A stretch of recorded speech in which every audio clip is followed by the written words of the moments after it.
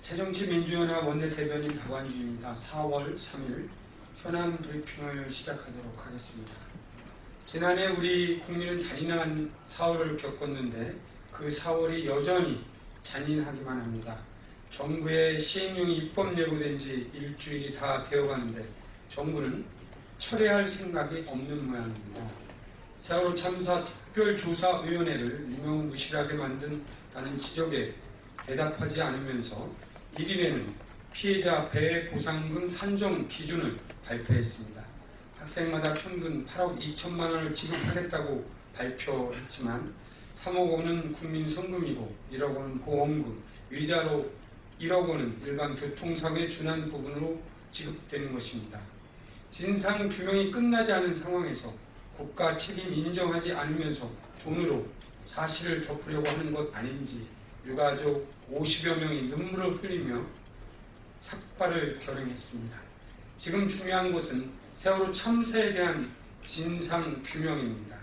유족들은 정부의 특별법 시행령 안 폐기와 선체 인양이 공식 결정될 때까지 배보상 절차를 전면 중단하라고 요구하고 있습니다. 왜 이런 사건이 발생했는지, 누구의 책임이 가장 큰지 국민과 유가족들은 알 권리가 있고 이를 위해 특별법을 어려운 과정을 거쳐 만들어진 것입니다. 이런 국민적 요구를 무시하는 정부의 시행령은 즉각 철회되어야 합니다. 새누리당 또한 세월호 특별법 시행령에 대한 의견을 밝혀주시기 바랍니다. 여야 합의로 국회에서 만든 또 국회가 추천한 세월호 조사위원회들의 활동을 방해할 목적의 시행령이라면 국회 이름으로 시행령 철회를 함께 주장할 것을 제안드립니다.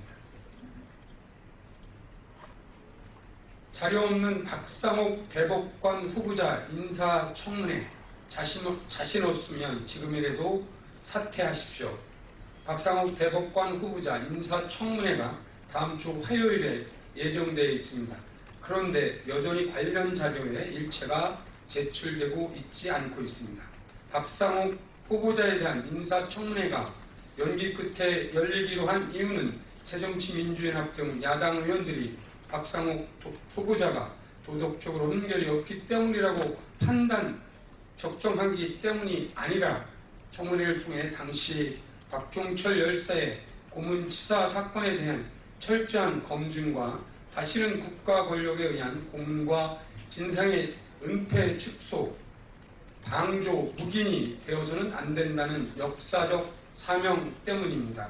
때문에 수차례 청문회를 통한 검증에 관련된 자료가 충분히 보장되어야 함을 강조했고, 자료가 성실하게 협조되지 않고 제출되지 않는다면 청문회를 진행할 의미가 없다는 점 또한 분명히 밝혔습니다. 그러나 수사계획서 및 보고서, 수사기록, 공판기록 등 일체 자료에 대한 목록 외에 어떠한 자료도 현재까지 제출하고 있지 않습니다. 박상옥 후보자 또한 사퇴하는 것이 정답이고 최소한 청문회 전 사과할 것을 요구했으나 아직도 묵묵부답입니다. 이런 상태라면 여야 간 합의한 증인 또한 불출석하더라도 문제없는 것이고 국회 인사청문회 자체가 무력화되는 것 아닌지 국민들은 의구심을 갖고 있습니다. 민주화운동 기념사업회 등을 통해 확보된 1차 수사 기록을 보면 박상옥 후보자는 당시 검사로서 직무를 성실히 수행하지 않았음이 이미 지적되고 있습니다. 박상옥 후보자는 자신이 없으면 즉각 사퇴하십시오. 박근혜 정부는 인사청문회를 위해 검증 자료를 제출할 수 없다면 박상옥 후보자에 대한 임명 동의안을 철회해야 합니다.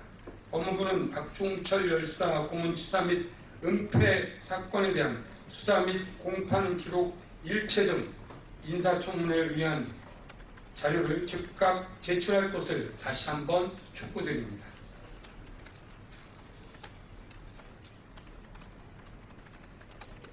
공무원연금 개혁 실무기구 합의 이후 야당 탓 그만하고 여당은 합리적인 개혁안을 기대합니다. 어제 드디어 공무원 연금 개혁을 위한 실무기구에 대한 여야 원내대표 간 합의가 이루어졌습니다. 때문에 다음 주부터 국회 공무원연금개혁특별위원회와 함께 실무기구가 가동될 것으로 기대되고 있습니다.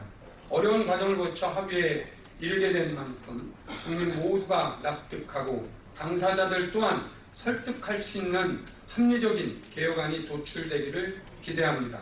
특히 난데없이 야당이 발목 잡고 있다고 비난을 이어가고 있는 새누리당에 다시 한번 강조합니다. 재보궐선거를 의식해 신의를 저버리는 정치를 해서는 결코 안 됩니다. 이미 실무적으로 구분 음선을 넘어 합의에 이르기 직전인데도 불구하고 야당에 대해 당대표, 원내대표, 대변인이 가리지 않고 비난을 이어가는 것은 바람직한, 또한 책임있는 집권 여당의 모습이 아니라는 점 말씀드립니다.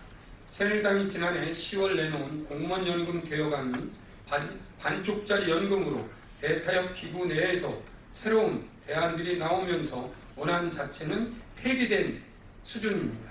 새정치민주연합은 수차례 강조드렸지만 적정한 노후소득 보장과 사회적 연대 그리고 연금의 지속 가능성 등 3대 원칙을 지키는 개혁안을 만들겠다는 약속 재차 드립니다. 새누리당은 새정치민주연합의 선택을 지켜볼 것이 아니라 실무기가 합리적인 안을 만들 것을 국민과 함께 지켜보고 책임있는 집권 여당으로서 용돈 연금이 되지 않도록 해야 할 것을 다시 한번 강조드립니다.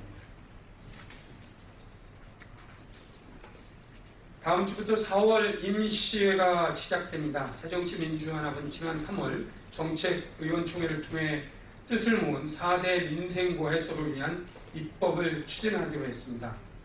먼저 최저임금 인상 과제 해결을 위해 생활임금제 도입, 최저임금 하한선 인상 등을 담은 최저임금법과 영세중소기업 및 영세자영업자 지원법, 전월세 대란 해소를 위해 주거복지기본법과 주택임대차 보호법, 상가건물 임대차 보호법, 임대주택법, 그리고 조세정의 실현을 위해 의료비와 교육비의 세액공제 확대 및 법인세 정상화를 위한 세법 개정안을 준비하고 있습니다. 마지막으로 생활비 경감을 위한 과도한 통신비 인하를 담은 전기통신사업법, 의료비와 간병비 부담, 산후조리 비용을 경감하는 의료법, 국민건강보험법, 보자보건법, 대출세금을 면제하는 인지세법 등을 반드시 4월 국회에 처리하도록 노력하겠습니다.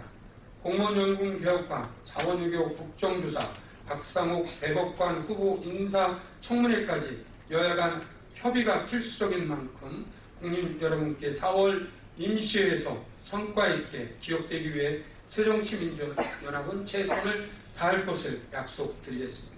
이상입니다.